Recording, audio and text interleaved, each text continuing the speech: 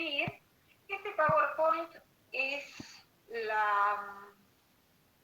el resumen, bueno, ampliado en algún sentido porque hay las primeras diapositivas de PowerPoint no las trabaja Río Saloma, pero me parece que es importante que ustedes lo tengan allí directamente para poder entender más cómo es esto de la historia, cómo se llega a esta historia de las mentalidades y de la cultura. Pero también he hecho una selección de aquellos puntos que me parece que son, no que sean los sustanciales ni los más interesantes del artículo, porque todo el artículo es muy interesante, pero simplemente seleccioné algunos temas que me parece que se adaptan más a lo que nosotros pretendemos en esta materia, que no es que ustedes sean profesores de historia o investigadores en historia. Entonces, eso es lo primero que vamos a empezar a trabajar. Como yo les digo, no los voy a escuchar, no los voy a ver. Así que el que necesite hablar o hacer alguna pregunta o quiera hacer alguna intervención, yo veo que ustedes son muy participativos. No voy a ver cuando están levantando las manos, porque yo lo único que voy a ver es en la pantalla mi documento. Entonces, ustedes directamente abren su micrófono y preguntan, de manera que todos podamos escuchar y contestar y participar si es una pregunta grupal. ¿De acuerdo? Entonces, yo, a ver, aquí.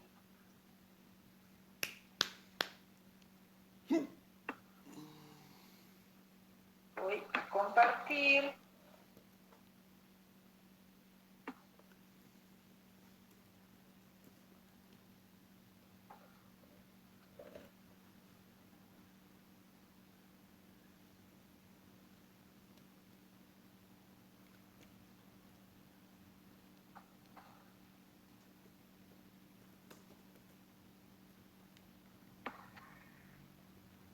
Y no se ve nada.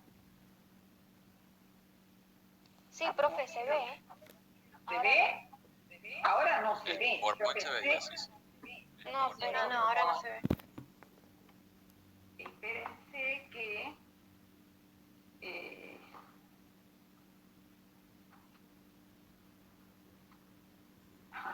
a ver, vamos otra vez.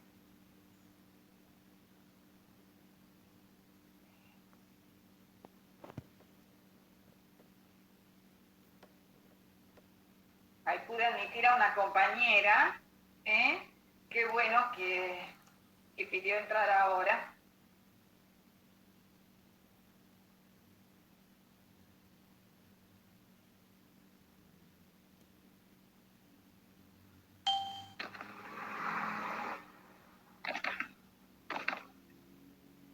Bien, ahí sí lo están viendo, ¿verdad? Sí. Ahí está. Bien, Historia de la Cultura, unidad 1, que era la que presentamos hoy, desestructurando estructuras, conceptos básicos de la historia de la cultura.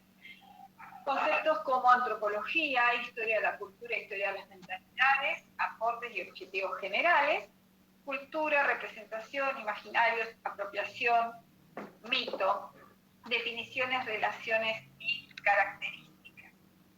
Esperen que vuelvo, porque creo que hay lugar para una persona más en la clase, así que admito a la persona que quería entrar. Y ahora sí, me parece que ya la clase está llena. Creo que podría entrar una persona más.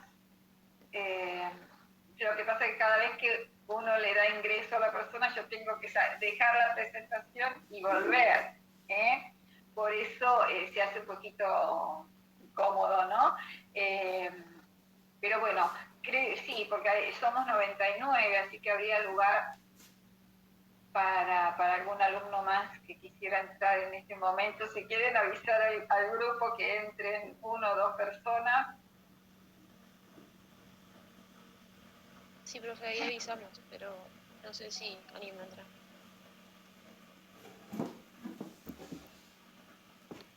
Disculpe, profe, ¿le puedo hacer una consulta? Sí, claro, Joaquín. Te quería consultar sobre mañana, que tenemos clase a las 9, ¿no? Sí. ¿Verdad? Bien. ¿Este horario va a ser permanente durante todos los jueves o es mañana por excepción? En principio, no, este horario de las 9 es por excepción. Ok, Se buenísimo. va a respetar el horario de las 8, salvo que haya un aviso previo. Lo que pasa, ya les digo, las comisiones unificadas son de este año. Yo daba clases en la comisión de la tarde. Entonces tenía mis horarios arreglados para la tarde y tengo otras clases, otras materias que estoy dando en los horarios de la mañana. Entonces, bueno, uno hace un poquito de corrida y por eso, pero si no se va a respetar en el caso que haya alguna clase o algo que no podamos darlo, se les va a avisar. Pero ustedes no se hagan problemas. Si no tienen la clase, se les dice la clase de todas maneras, aunque la clase se va a subir grabada. Siempre van a tener el material y van a tener clase grabada, PowerPoint y la clase. Fantástico. Bien, ahí entonces ya llegamos a los 100. Vuelvo a presentar.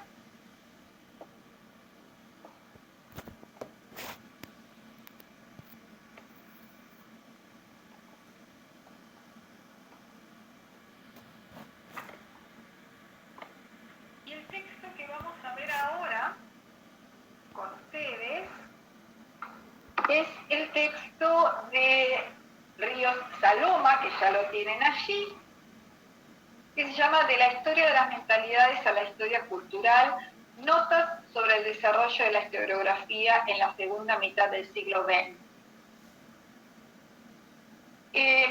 Yo lo que voy a hacer es subirles este PowerPoint y el PowerPoint de mañana. Ustedes ya tienen leído, o ya tienen subido el material, así que ya pueden ir leyéndolo si quieren para mañana y viendo el PowerPoint. Lo vamos charlando, vamos, si quieren ustedes, participando, dando ejemplos. La idea es que las clases puedan ser lo más participativas posible. Quizás en esta clase ahora no lo pueden hacer y tengan más preguntas que observaciones por el tipo de clase que es. Fíjense que lo que vamos a hablar es notas sobre el desarrollo de la historiografía. O sea, notas sobre cómo se fue escribiendo la historia, las distintas corrientes de escritura de la historia a partir de la segunda mitad del siglo XX. Pero yo me voy a permitir entrar antes. Entrar antes, quiero decir, ahí quiso entrar a un compañero, pero ya no hay lugar, así que no lo puedo admitir. Bueno, si quieren lo intento, a ver, por última vez si podemos hacerlo. No me gusta que nadie quede afuera, eso es lo que pasa. A ver, yo creo que sí. Ahí está, porque como alguno se fue, sí. Una pregunta, ¿el texto en el que estaba compartiendo pantalla está acá en el aula o no? Ya está, ya sí, ya se dejó ese texto. Están toda la bibliografía, están todos los textos ya. Ah, bueno, listo, gracias. Ahí Bien. me fijo. Bien.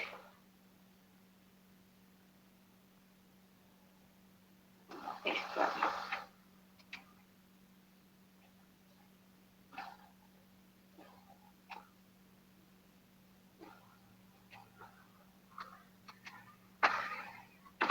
Entonces, es este, de Río Saloma, pero yo les dije que me iba a permitir empezar la clase antes de la segunda mitad del siglo XX, entender un poquito más de cómo empezó a escribirse la historia. Y entonces, vamos a ver cuáles son las corrientes historiográficas que surgen antes de mediados del siglo XX. Y la primera corriente que surge es la corriente conocida como historicismo, y surge a mediados del siglo XIX a partir de un filólogo e historiador alemán que se llama Leopold von Ranke. Leopoldo von Ranke, R-A-K-E. A partir de él, perdón que... a partir de él, entonces, se empieza a ganar espacio para la enseñanza de la historia en las universidades. Esto de separar, quiere Ranke hacer de la historia algo serio, separar la ficción de lo que es el relato verdadero e ir en una dirección que lleve a estudiar los hechos con rigor, con un método. De acá la importancia, durante este siglo XIX, del método histórico. Un método que sea un método perteneciente a la ciencia, un método riguroso, un método que permita historiar acontecimientos en tiempo corto.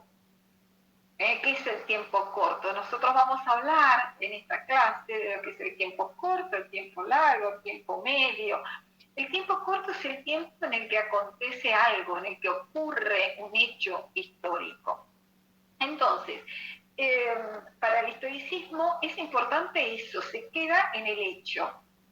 No va a bucear qué hubo atrás, o no va a pensar, o no se va a preguntar cómo pensaba la gente en esa época, de dónde vienen estas ideas, sino que se hace una historia de eso, de una batalla, y es la historia que pone el acento en los grandes hombres, la historia de los héroes, la historia que después acá trae Mitre. Entonces estudiamos a San Martín, a Sarmiento, los hombres de bronce, digamos, el hecho, la guerra, otro tema interesante para historiar en esta época son las batallas, la guerra, y como la historia es una ciencia, tiene que estar fuertemente documentada. Entonces, se toman como únicas fuentes valederas. Fuente vendría a ser lo que se utiliza para el estudio de la historia, de dónde se puede hacer los insumos para hacer historia. Entonces se toman como fuentes valederas los documentos escritos que se encontraban en los archivos oficiales. Entonces empieza toda esta cuestión de la archivística, de guardar en archivos. Entonces, esta mencionada historiografía, la del historicismo, fue sentando las reglas de cómo hacer la historia. Pero obviamente, esto va a ser cuestionado. Va a ser cuestionado unos años después por varios historiadores, tanto de, digamos, pertenecientes a las corrientes historiográficas norteamericanas como a las corrientes historiográficas francesas. Sobre todo me estoy refiriendo a la escuela de los Annales. Annales es el nombre de la revista donde salían los anales. Anal era, quizás hoy esta palabra nos refiere a algo que tiene que ver con el cuerpo humano, pero anales eran los registros donde se escribían acontecimientos históricos, eran registros, y ese es el nombre de la revista. Entonces, tanto la escuela norteamericana como esta escuela francesa entendieron que había mucho más que historiar a los grandes hombres y comenzaron a entender la historia como algo perteneciente a las ciencias sociales y que entonces necesitaba otros modelos, otras explicaciones y no convertir a la historia en una ciencia social sistemática, sino justamente en una ciencia social. Entonces aquí comienzan a buscarse los aportes de la sociología. Uno de los que más critica justamente esta visión de Ranke es un sociólogo, Durkheim, que va a querer que se renueven los estudios históricos a partir de la sociología.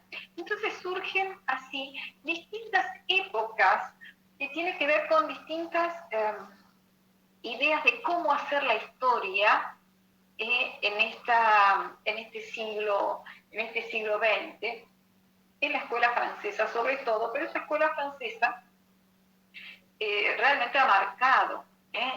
Y yo les digo, por ejemplo, nosotros o aquí en la Universidad Nacional del Sur, nosotros seguíamos estas lecturas mucho más, por lo menos cuando yo estudiaba, que la escuela norteamericana o que la escuela inglesa, leíamos muchos más autores de estas corrientes de los análisis. Podemos hablar de 3 o de 4 generaciones. Fíjense, pero ¿qué es lo que está en juego? Esto, ¿no? Un modo de escribir la historia. ¿Desde qué? Desde plantearse problemas a resolver o preguntas para contestar. En los últimos años, quizás, fíjense, yo no sé cuándo ustedes terminaron el secundario, pero en 2019 llegaron a las escuelas una manera de querer generar los programas de estudio de allí en más a partir de problemas, ¿no? A partir de, en algunos momentos, a partir de proyectos, pero también a partir de problemas, o sea, plantearnos un problema a lo largo del año o varios problemas para encontrar solución. Una escuela donde se hace haciendo, se estudia haciendo. Y esto que parece que se inventó en el 2019 es ya este planteamiento, ¿no?, de esa primera generación donde vemos a 2 historiadores que fueron fundamentales, fueron la base de esto, Marc Bloch y Lucien Febvre. Marc Bloch, que escribe uno de sus libros más, digamos, que funda un poco esto de cómo se hace la historia, en la cárcel, cuando estamos, fíjense, en el 29, es una época, además, una época gris o negra para el mundo, porque el año 29, por ahí algunos de ustedes está pensando en la crisis del 29, una crisis mundial, una crisis económica mundial, donde tambaleó. Algunos de ustedes estarán pensando, ¿de qué habla esta mujer? Estoy hablando de ese día conocido como el Jueves Negro, cuando cae la bolsa de Nueva York, la bolsa en Wall Street, y a partir de ahí todas las economías mundiales tambalean. Bueno, piensen ustedes que la Primera Guerra Mundial se inició en 1914, termina en 1919, y estamos en el periodo de entreguerra, lo que se conoce como el periodo de entreguerra. Entonces, por eso les traigo a colación esto de que había sido apresado y que escribe desde la cárcel. Entonces, esta primera generación es la de la historia económica y social. Ellos dan nacimiento a este movimiento y la revista se va a llamar justamente esto: Análisis, Historia, Economía y Sociedad. O sea, la historia no puede hacerse sin tener en en cuenta los aportes de la economía y de la sociología. Por eso, desde el título mismo de la revista se llama Historia, Economía y Sociedad. Entonces se evoca esta relación entre la historia y las ciencias sociales. Anás propone una historia sin fronteras, basada en la interdisciplina. O sea, para nosotros hoy en día, o para ustedes hoy en día, están acostumbrados a la interdisciplinariedad. En aquel momento no, el historiador hacía historia, el geógrafo hacía geografía, y no podían entender la necesidad de que los procesos dependen de un medio, que entender la historia del medio geográfico y del suelo nos ayuda a entender cómo vivían esas poblaciones, y también van a ir superando los problemas del tiempo. Yo les decía que Ranke hablaba de ese tiempo corto, de algo que se podía medir en años bien precisos. Pero aquí vamos a ver, y sobre todo va a ser en la segunda generación, cuando este tiempo va a ser un tiempo con otra dimensión de tiempo. Es interesante también que a partir de esta corriente se comienzan a utilizar otras fuentes en la historia. Fuentes que por ahí no son las fuentes oficiales que estaban en archivos, porque los archivos se empiezan a nutrir de otra documentación, como pueden ser las cartas, como pueden ser los diarios de viajeros, como pueden ser los mapas, las pinturas, los murales. Todo comienza a tener otro sentido para el historiador que mira con otros anteojos. Todo objeto, material, puede ser una fuente que nos dé pistas históricas, pistas para entender lo que está pasando. ¿Alguna preguntita hasta ahora? ¿Alguien que me diga si vamos bien, si no vamos bien? Profe, Sí. no sé quién habla primero. Yo tenía una consulta sobre el texto. ¿Lo tenemos que leer para mañana? No. Yo lo que hago con este texto es presentárselo, pero ampliarlo. Todo esto de estas primeras corrientes historiográficas no está en el texto, pero me parece importante para que ustedes entiendan de dónde viene, porque justamente Río Saloma empieza en la mitad, pero esa mitad se construyó gracias a estos que estuvieron antes. Y el texto ya lo van a leer para el parcial. Para mañana, o sea, en las clases no es necesario que ustedes traigan las lecturas hechas, salvo que les digamos antes, de antemano, que traigan las lecturas hechas. Lo que vamos a hacer en las clases es ir acercándoles a ustedes las lecturas, explicándoles los temas, explicándoles los textos. Pero alguno de ustedes quizás, si quiere adelantar, leer para mañana el libro de Kotak y el libro es divino, pero es enorme, simplemente la selección que hicimos, como para, si quieren, para dar ejemplos, pero no es obligatorio la lectura, ¿sí? ¿Alguna otra preguntita?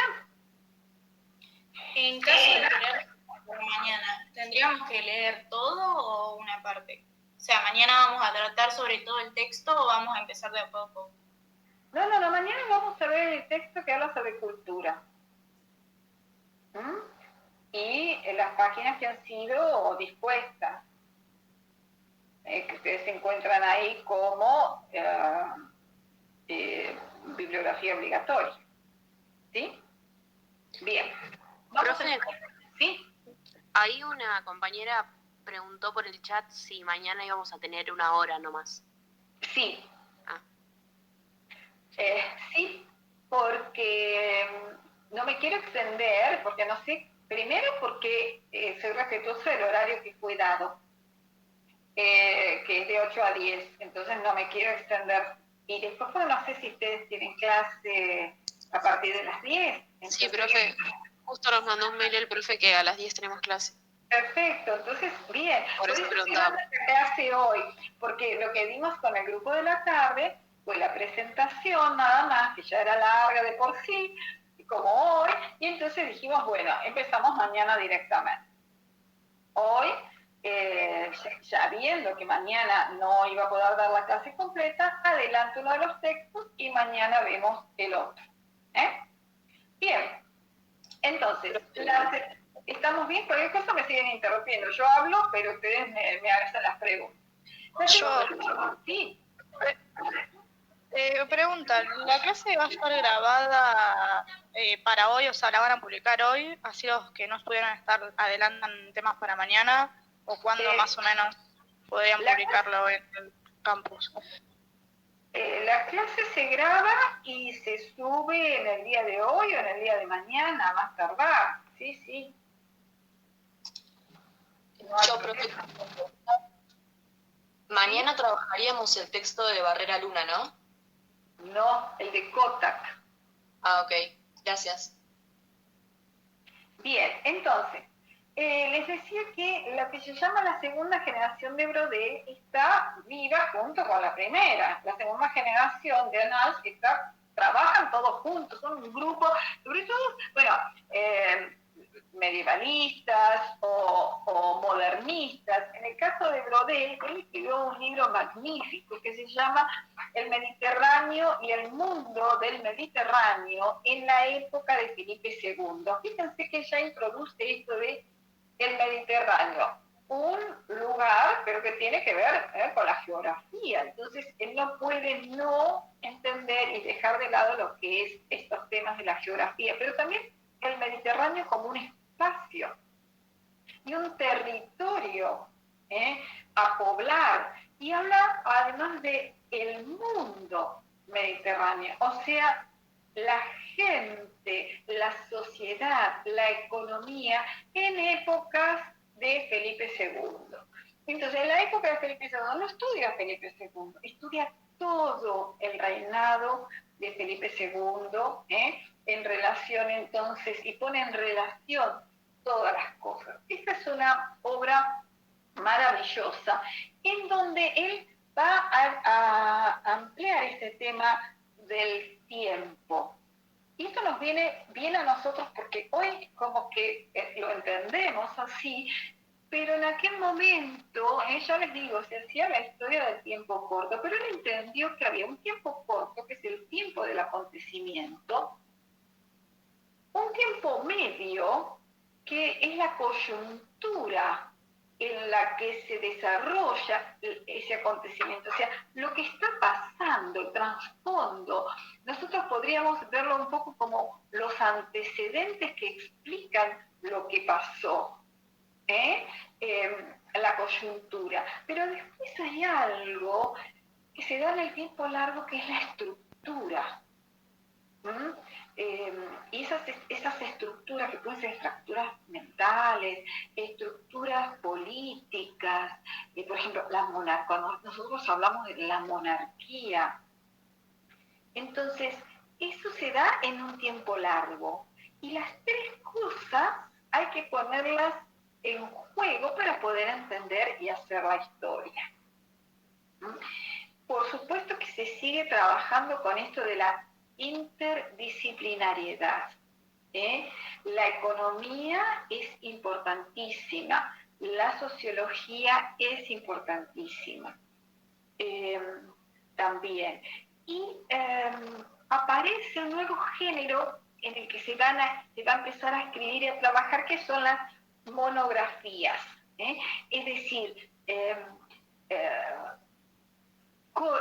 cortos estudios sobre un tema, de discusión, de planteos, de preguntas, una investigación corta. Yo no escribir un libro, sino escribir investigaciones cortas. Hay una tercera generación que surge hacia los años 60-70, que es la generación de Jacques Le Goff y Pierre Nora, un medievalista excepcional, Jacques Le Goff, que que sigue trabajando y profundizando esta idea del estudio de la sociedad y de estudiar el mundo, la cosmovisión, cómo veían el mundo los medievales, ya no el rey, ya no la casa reinante, sino la sociedad toda. Entonces se deja de lado el estudio del individuo para poder estudiarse a la sociedad. Y estamos aquí a las puertas, o en la puerta, abriéndole la puerta a lo que se llama la historia de las mentalidades. O sea, ¿qué es esto de la historia de las mentalidades? Es esto, ¿no? Es un dejar de lado al individuo para ver los grupos, la sociedad entera. Por ejemplo, Jacques Le Goff va a hacer las historias de las universidades y va a estudiar el mundo estudiantil, de dónde vienen estos estudiantes, qué hacen, cómo se mueven, cómo se mueve de un lugar al otro, entonces cómo se va conociendo esa Europa. Va a escribir otro libro magnífico que se llama Mercaderes y banqueros en la Edad Media. Entonces, bueno, cómo se relacionaba en esta cuestión de la moneda. Pero no va a hablar solamente entonces de una cuestión de la moneda y el cambio, sino de cómo viaja la gente, cómo viajan los mercaderes, dónde se hacen las ferias, qué se venden en esas ferias, esas letras de cambio, de dónde vienen. O sea, es una historia total. No una historia que va dejando parcialidades de lado. Y también surge, pero lo vamos a ver en otra diapositiva, paralelo a esto, otra escuela en otros lados, no solamente vamos a hablar de la historiografía francesa. Y ahí entonces había una cuarta generación que algunos dicen que no, que ya no es anal, porque es apertura a otro tipo de estudios, pero yo considero que está dentro de esa cuarta generación, que es la de Roger Chartier, que es la que nosotros vamos a ver en especial, porque introduce este tema del imaginario, no del imaginario, sino de la representación. El imaginario vamos a ver que hay otros autores, ¿no? Pero este tema de la representación ya en los años 90 aparece entonces esto de la historia cultural. Por eso les digo que nosotros vamos a detenernos en él por este tema de la historia cultural. Otras corrientes historiográficas van a ser la historia social británica, que concluida la Segunda Guerra Mundial inician estos estudios y de la mano del historiador Thompson, neomarxista, y que la revista donde se publica, así como Anal publica la corriente historiográfica, publica en esta revista homónima, esta corriente social británica va a publicar en la revista Bath and Preston.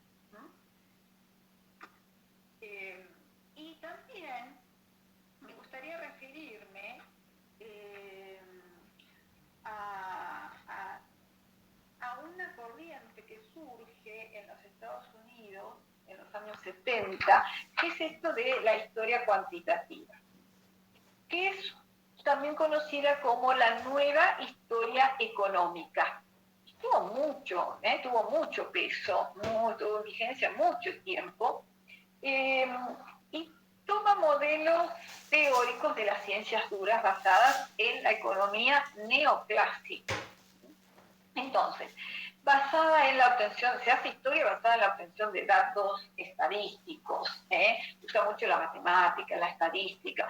Por ejemplo, cuántos barcos llegan a puerto, qué traen, qué tipo de carga, todo lo que sea número, cuánto entra, esto en cuanto a la historia económica, por ejemplo, pónganse ustedes en el puerto de Buenos Aires en la época del virreinato del Río de la Plata. Bueno, ¿qué barcos llegaban? ¿Qué traían? ¿Cuántos kilos? Es una historia que se podía historiar a partir de datos y a partir de la estadística. Esto estuvo en esa década de los 70 muy en boga. Porque hablemos de que la historia también tiene que ver con las modas, con que está de moda, y entonces los historiadores que no son bichos que no están en este mundo, entonces, bueno, empiezan a revisar sus métodos, su visión del momento, y bueno, y aplican a los documentos, o se empiezan a usar otros documentos que hasta ese momento no se pensaban que se podían usar, como eran todos estos catálogos, o todos estos rúbricas, o todos estos documentos para pues, censos, catastros, censos, todo lo que se puede utilizar. Bien, la historia de las mentalidades. La historia de las mentalidades, entonces, ahora sí, podemos, esto sí ya lo tomo del autor, Río Salomón, estoy sacando algunas, estoy recortando algunas frases que ustedes van a encontrar en el trabajo. Mentalidad es usado para la representación de la cultura y de las estructuras que los individuos de una determinada sociedad tienen sobre el mundo social. Las estructuras que los individuos de una determinada sociedad, y sí, puede ser, francesa de la época de la Revolución Francesa, también puede ser, se aplica para historiar distintos momentos. Claro que los historiadores de ese momento lo van a aplicar sobre todo para historiar, por ejemplo, la Revolución Francesa. Pero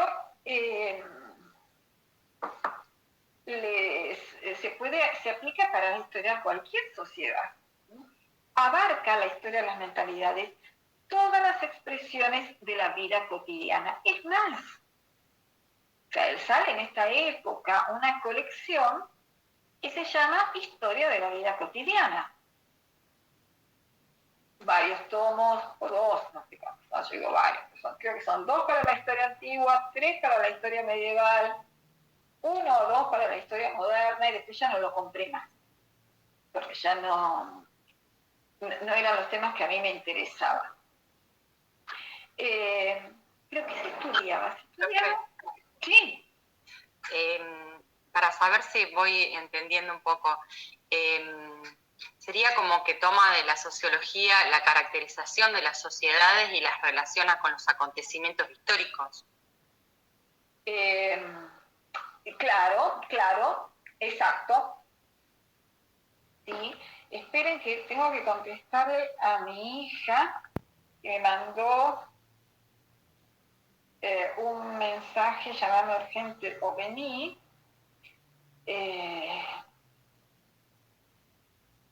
Y ya le contesto. Disculpen,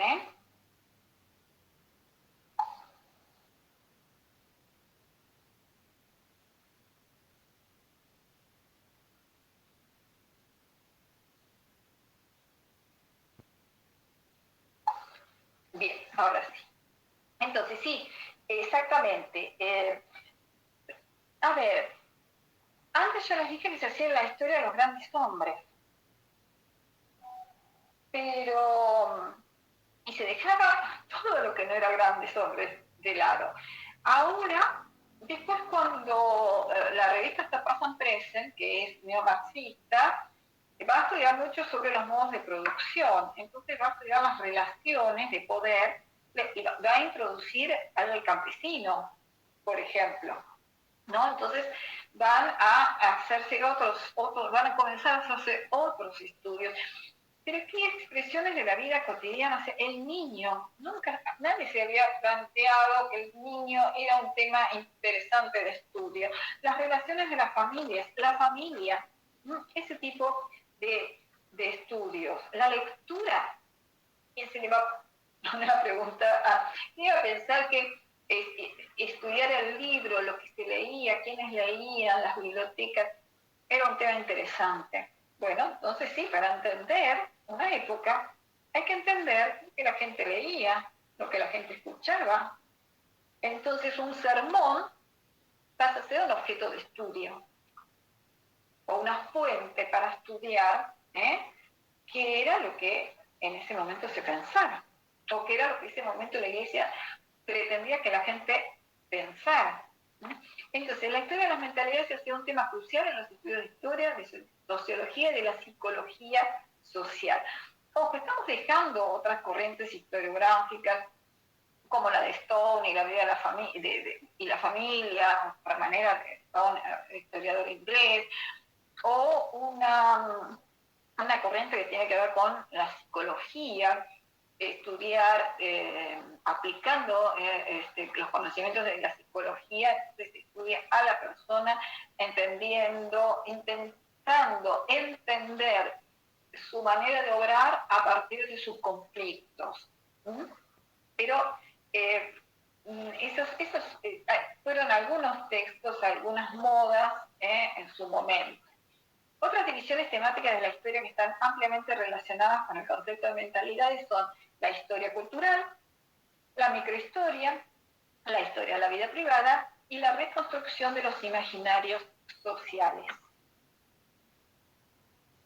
Bien, entonces, mentalidades abarca mucho. Profe, disculpe. Sí. ¿Podría retroceder la Filipina? Sí, claro. Ahí está, gracias. Bien, la microhistoria, por si alguien se pregunta qué es, tiene que ver con, pues obviamente todo esto salió, se produjo, se escribieron artículos, se escribieron libros y fueron criticados duramente por colegas que no estaban de acuerdo con esto, ¿no? Entonces, por ejemplo, la microhistoria se les decía, a los franceses les decía historia en net, o sea, la historia en migajas, la historia tan desmigajada que dejaba de ser historia. Entonces, ¿cuál era el argumento a favor? Que yo podía meterme en el pensamiento de una familia o de un integrante de esa familia, meterme como una cámara de cine que se mete profundo y lento en un personaje y después va abriendo el fondo y se puede ver. Entonces esto como que argumentaban los que hacían este tipo de microhistoria, juntando un montón de microhistorias, podía entender de una manera mucho más amplia lo que estaba pasando en ese momento en una población o en un sector de la población. Ya todos tienen sus detractores y sus seguidores. La cosa es poder argumentar y hacer bien lo que uno hace. La historia de la vida privada, ya les digo, trabajos muchos, y empiezan a hacer también las historias de género, las historias de las mujeres.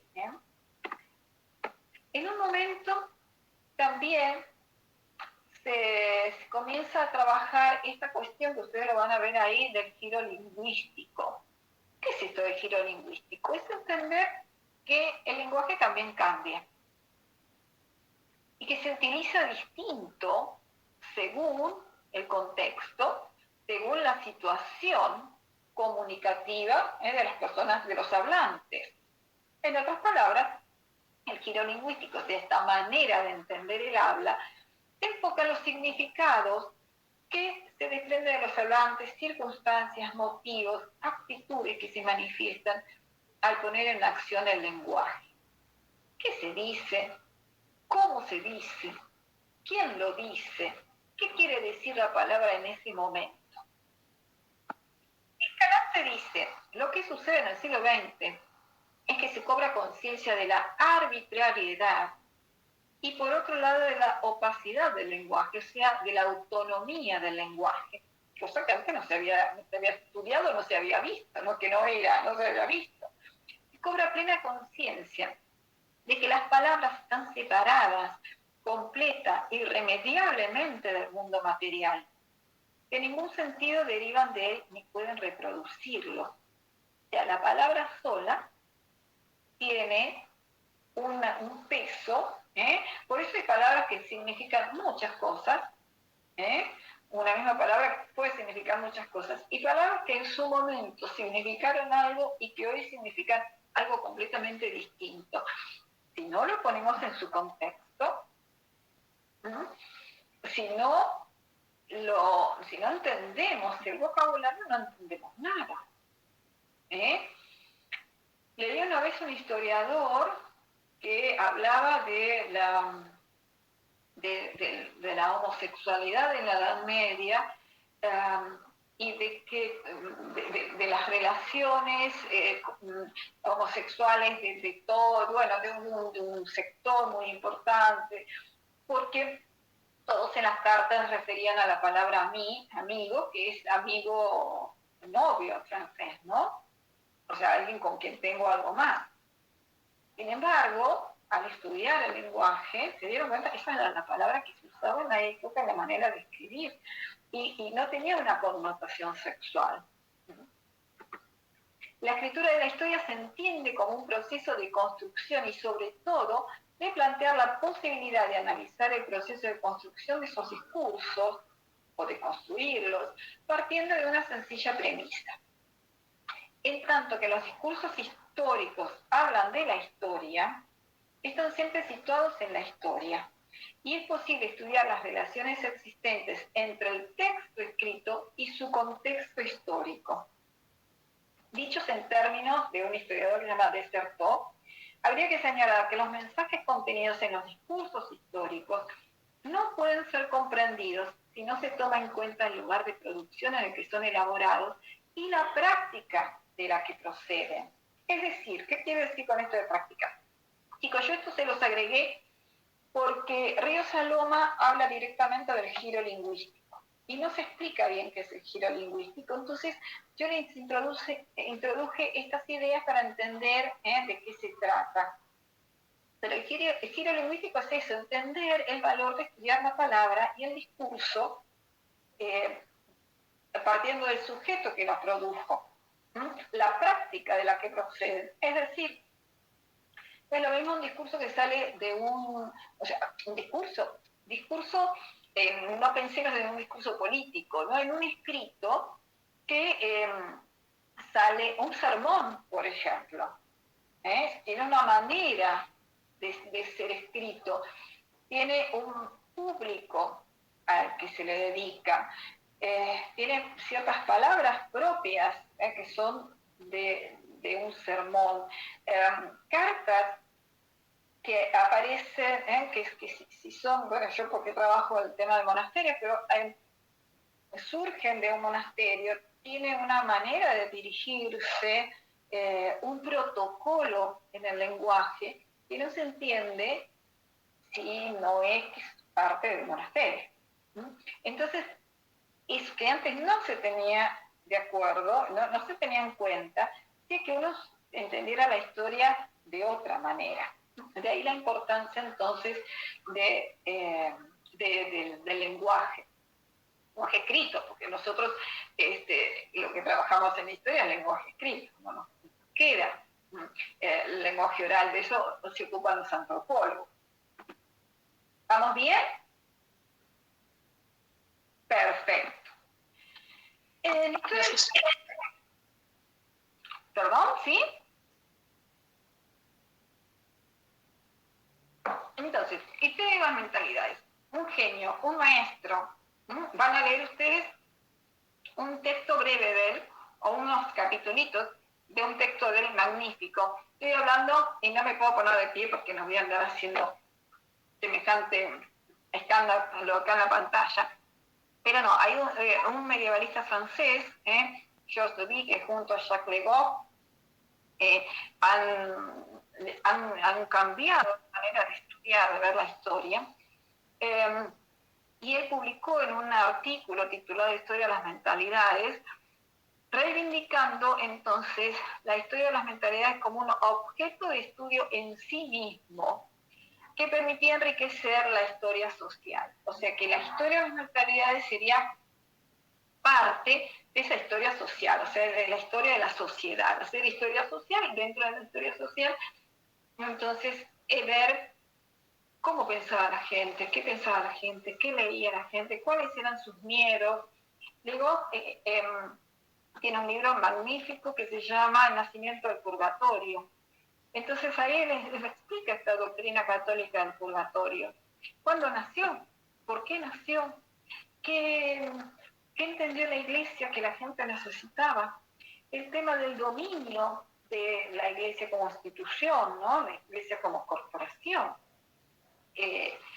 ¿Cómo quería dominar a los contemporáneos? ¿Qué es lo que trae la doctrina del purgatorio? ¿Por qué es necesario? ¿Cuáles son los temores de la gente en el momento? ¿Cuál es la idea del cielo? ¿Cuál es la idea de infierno que tiene? ¿Por qué hay que meter una tercera etapa, que es el purgatorio? ¿Cómo beneficia eso a la gente? O sea, una serie de problemas y de preguntas que él va a ir contestando, ¿no?, a lo largo del escrito. Duby definía la historia de las mentalidades como el estudio de las respuestas que las distintas sociedades habían dado sucesivamente a la interrogación permanente del hombre a propósito del universo que les engloba y de su destino. Y exponía la necesidad de conjugar las aportaciones de la psicología social americana, la cual subrayaba la importancia de las relaciones entre psicología individual y medio social en el que el individuo se movía, con las concepciones brodelianas de la larga duración. O sea, si hay algo, el color puede cambiar. Hoy está, de hecho, este año está, supóngase, de moda el rojo, el año que viene está de moda el celeste, el otro año va a estar de moda el amarillo, todos nos vestimos con el color de moda. Bien. Pero lo que subyace, como algo de larga duración, es esta idea de que el hombre tiene que estar vestido. Eso es un concepto de larga duración, el hombre y la mujer, ¿no? Eso tiene que ver con la psicología del medio social. Le Goff afirmaba que la historia de las mentalidades se sitúa en el punto de conjunción de lo individual con lo colectivo, del tiempo largo y el tiempo corto, el tiempo de lo cotidiano. El hoy desayuné pan con manteca, eso es lo cotidiano. Profesora, estas diapositivas las va a subir al ¿cómo es? Al Moodle. Sí, no? Claro, sí, todo. O sea, les queda la clase grabada y les queda la diapositiva, porque para ver la clase grabada 1 hora y media no tengo ganas. Y veo esto. Pero yo de todas maneras por eso lo explico. ¿Qué sería cuando hablamos del tiempo largo? Es eso, ¿no? La necesidad, por ejemplo, el vestido en el tiempo largo. En lo cotidiano, voy y me pongo una remera fallada. De lo inconsciente y de lo intencional. Me puse esta remera porque está fresco. ¿Qué hay detrás de todo eso? Si es que hay algo, ¿no? Pero el tiempo de las mentalidades, sí. ¿Esto que estás hablando del tiempo es lo mismo que hablaste en la segunda generación? ¿O son otros conceptos? Es el concepto que empieza a verse a partir de la década del 30 sobre que el tiempo no tiene una sola dimensión, ni una sola dirección, que hay algo que es un tiempo que está en el inconsciente. Sí, o sea, a partir de la década del 30, por un lado los historiadores, por otro lado los psicólogos, comienzan a plantearse los mismos interrogantes. Porque todo es una cuestión de plantearse problemas y a partir de plantearse problemas se llegan a esos interrogantes, a esas respuestas a los interrogantes. Bien. Dubié afirmaba, ¿cómo vamos con el tiempo? Ya voy terminando, que la necesidad de estudiar las mentalidades en una larga duración, debido a la lentitud con que estas cambian, obligaba al historiador a practicar un método arqueológico que revelara los diferentes estratos de una mentalidad, las continuidades, los cambios, las rupturas, la forma en que los individuos se adaptaban a los cambios y particularmente las relaciones y los juegos que se establecían entre las mentalidades de distintos grupos. O sea, estudiar, porque ya les digo, o sea, hay cosas que pueden cambiar en el momento, pero hay estructuras, ideas, que siguen, o sea, esta idea de la supremacía del hombre blanco, que hace que uno por ahí tenga una idea del otro, que el otro es diferente a mí por el color de la piel, o que tenga mayores o menores oportunidades por el color de la piel, que está presente hoy, ya estaba presente cientos de años atrás. No hablemos solamente del siglo XVIII. ¿No? Esta idea de que uno es superior al otro está presente desde inmemorial. Entonces, estas estructuras son de larga duración, por eso es muy lento cambiar esas formas de pensar, la estructura, la monarquía, la idea de una monarquía. Fíjense, en Europa todavía la discusión si es bueno que haya rey o no. Son estructuras de tan larga duración que va a ser muy difícil que la gente deje de pensar así. Por eso comenzaron fue interesante comenzar a estudiar lo que queda y lo que cambió, las continuidades y los cambios. Ustedes van a los programas de estudio de cuando ustedes si van al secundario, si van al currículum, o al programa mismo, el profesor pone continuidades y cambios, lo que queda y lo que cambió de algo, ¿no? No son todas, o sea, hay cosas que son permanencias y hay cosas que son rupturas con lo anterior. La Revolución Francesa, lo que queda, lo que cambió. Después también apareció el trabajo de Philippe Ariel, dedicado, que se llama, es un texto maravilloso que se llama El hombre frente a la muerte, está traducido como El hombre ante la muerte, precioso, que ahí justamente estudia las actitudes del hombre desde la prehistoria hasta la actualidad frente a la muerte, cómo el hombre vio la muerte, cómo se representaba la muerte. Y después hay un libro de Jean Delumeau que habla sobre el miedo en Occidente. Este no lo tengo en papel, lo tengo en una copia en PDF.